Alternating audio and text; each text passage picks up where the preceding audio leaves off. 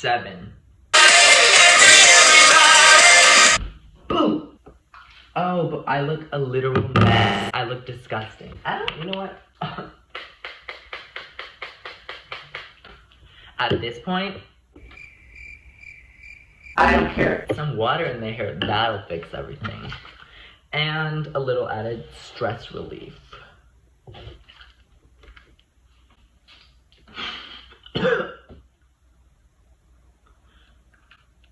That wasn't smart. Okay, hey guys, good everyone, it's me Saul and welcome back to my channel. So today you can tell I'm doing a little bit of a different video.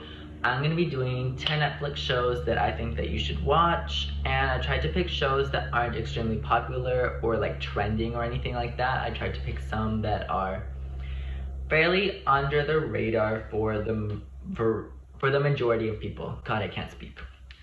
So let's get right into it. Number 1, I have Avatar The Last Airbender. All I have to say is that this is the greatest show known to humankind. It was a cultural reset. If you don't want to watch this, you're doing yourself a great disservice, and frankly, you're bringing dishonor to your family. This has the best character development I've ever seen in a TV series ever. It's set up in this fictional world where the world is divided into 4 nations. There's the Fire Nation, the Earth Kingdom, the Water Tribes, and the Air Nomads. And each nation is assigned a specific element, and benders are people who can manipulate that specific element from their kingdom. The Avatar can manipulate and master all 4 of those elements. The Avatar was reincarnated into the Air Nomads as a 13-year-old boy named Aang. And Aang discovers he's the Avatar, and he gets warned that he needs to prep up and step it up and master all 4 elements because there's a war that's coming. He gets terrified, he runs away, and he gets caught up in the storm, and he ends up having to freeze himself in an iceberg and go into hibernation essentially. And he ends up being in that state for 100 years, and throughout this time the Fire Nation kickstarts a war, and then a brother and a sister from the Water Tribe discover him in the iceberg, and they break the iceberg, they wake him up, they discover he's the Avatar, and together they are traveling the world trying to help him master all 4 elements and defeat the Fire Lord and defeat the Fire Nation and help restore balance and peace to all the nations. It's just so good. Like, it's a family-friendly show, but it tackles really mature themes as well. What else is there to say? Like, just watch it. There's 3 seasons, only 20 episodes per season, and each episode is only like 24 minutes long.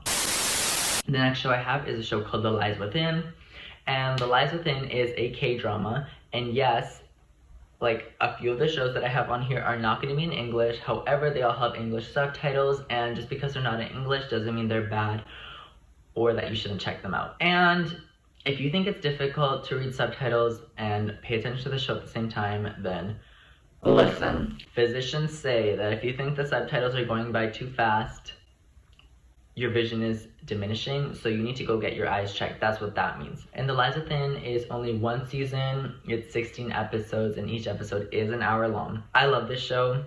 Really intense, pretty dark, twisted. It's a crime murder mystery drama, and essentially it is about a detective, and he lives in Seoul, and he's on the police force there, like the detective force, and he wants to get away from the city. He's tired of the busy life. He wants to go live a calm life in the countryside.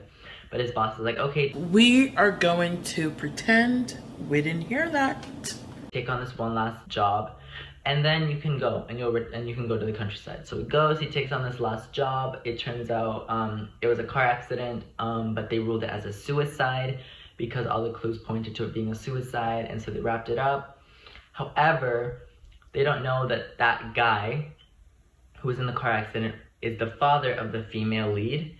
And he is an assemblyman, so he's a lawmaker, part of the National Assembly, and it becomes this whole thing that they become wrapped up in corruption, political scandals, murder,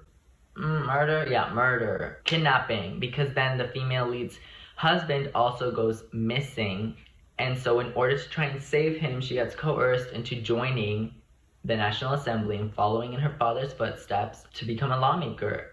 It's just so good. There's twists and turns every episode. You literally do not see any of this coming. Even if you do, later on in the episode, they'll throw something else at you that you will not be seeing. So love it, love it, love it, love it. Check it out. Next, I have Quantico, and Quantico is not your typical FBI show. Don't waste your time with season 3. I'm just telling you that right now. Just don't do it. Thank you. But season 1 and 2 are incredible. I actually think season 2 is better than season 1, and I think that's one of the very few shows where I think this happens. Now, this one is told in like a split timeline, the present and the past. In the present, it follows this female FBI agent, and she is being framed for a terrorist attack that happened in New York. She wakes up, she doesn't remember anything that happened, and she's being framed for it, and she has to try and clear her name. In the past, it shows her training process at Quantico, which is the FBI training base, with her and the entire cohort that she went in with, all the friends that she makes, the people she meets, all the simulations, the training things that they have to go through, the mental stress, all the secrets that they have, and how those characters come into play in the present, and her trying to clear her name or frame her. That's all I'm gonna say. Check it out. Amazing.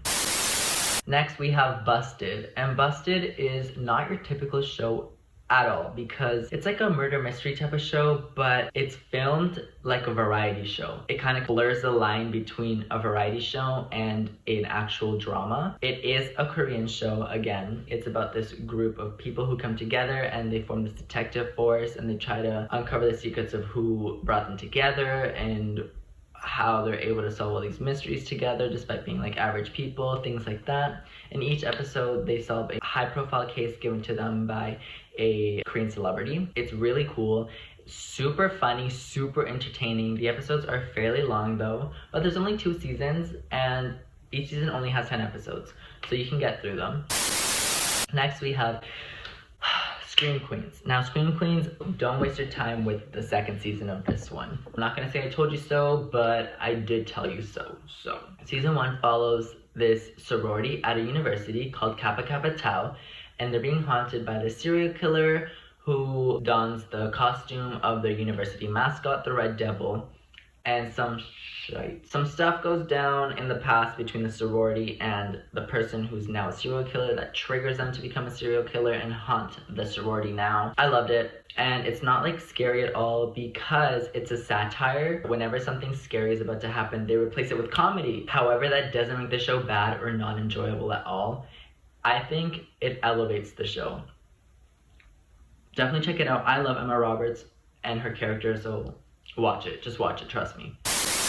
Then I have this Japanese show called Erased.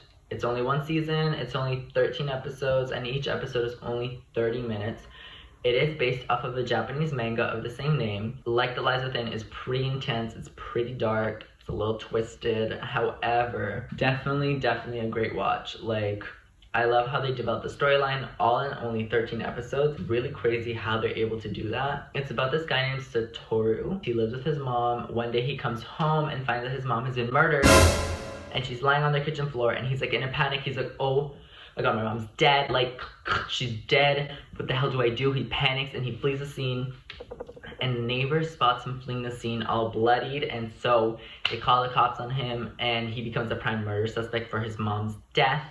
And he's on the run from the cops and everything. He gets cornered in this alleyway, and then suddenly, bam, he discovers that he can time travel. I know, but stay with me.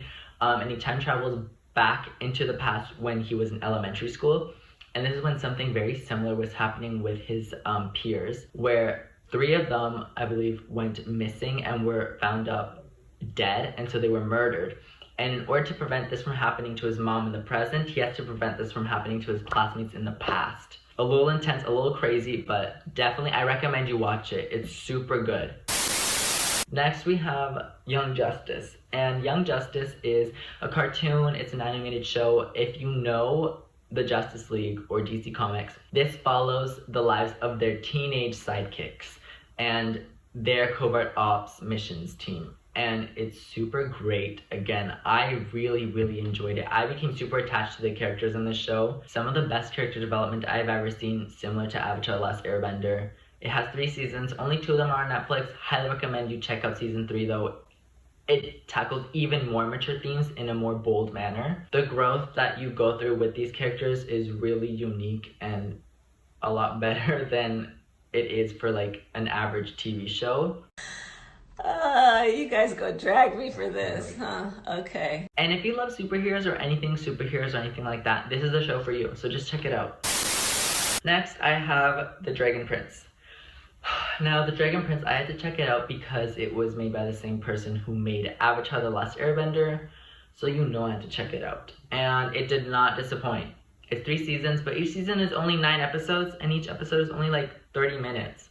So it's something super easy to get through, and you're not gonna like have to make a huge investment with this show. Essentially, it's set up in a fictional universe as well, where the world is divided into 2 kingdoms, the human kingdom and the magical kingdom called Zadia. In Zadia, all the magical creatures are born with a connection to magic, and the humans become jealous of this and corrupt with power, and they want to harness the power of the magical creatures to use it to be able to do dark magic. This fuels a war between Zadia and the human kingdom, and in retaliation, a group of assassin elves sneak over to the human kingdom and try to kill the and they try to assassinate the king of the humans. The 2 princes discover the elf, and together they discover the secret, which is the egg of the king of the dragons. They discover the dragon prince, that it wasn't killed during the war. And so they find out, and they're like, oh my god, this could restore peace to the world. And so together they have to take it back to Zadia and to the king of the dragons and try and restore peace and balance and everything. And the animation art is really pretty again. Lots of character development, also tackles mature themes. You know, I love it. Check it out. Next, I have a show called 3%. And 3% is a Brazilian TV series. So again, not in English, but there's English subtitles, even English audio, I believe. It's set up again in a dystopian universe. So if you really enjoy Divergent and The Hunger Games, this is a real mashup between the two. And in this world, everyone lives in poverty. Extreme poverty, everyone's poor. You're poor, there's no way around it. Sorry about it. Jesus Christ. And when you turn 20, you're able to go partake in this series of tests where if you succeed, you get to go live in this virtual paradise called the Offshore on an island. Only 3% of the people who take these tests every year pass. The tests are similar to the tests that you take in the Divergent series, where you try and discover what faction you're in, and like the Hunger Games. So it's kind of like a culmination of that series, those 2 series all together. If you really enjoy those series, I highly recommend that you check this one out. You'll love it. And last but not least, we have Dear White People. And Dear White People is based on the movie by the same name, and it follows the lives of these Black students at this Ivy League university called Whitmore University, where the population is predominantly white. And it follows the segregation they face, the prejudice, the cultural appropriation, the racism, police brutality, lots of really serious things like that. Despite being really intense themes, it doesn't do it in a way that's really hard to watch or get through. It uses a lot of humor, and it even sometimes has a narrator in the show, so it's really lighthearted, but it doesn't take away from the message that they're trying to portray. So I really recommend you check it out. And the series, the episodes are only 30 minutes each, and there's 3 seasons, but each season only has like 10 episodes. So it's something that you can get through really quickly.